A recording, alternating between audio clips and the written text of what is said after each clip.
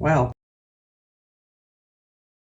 Hey everybody, Luxinda Swirl here, new day, new Tumbler project.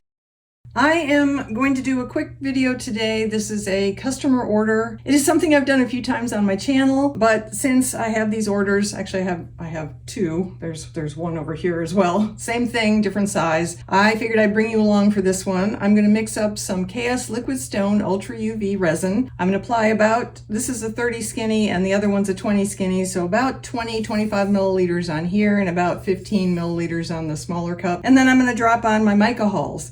These are made with color shifting or Chameleon micas from Woody's Goodies. I will list the exact names of all of these below. If you want to see how I made these mica-hols, because I concoct these myself, it's not difficult, but I have a video where I show exactly the step-by-step process, so I will link to that up in the corner and also down in the description area. But for the purposes of this video, I'm just gonna put on the resin.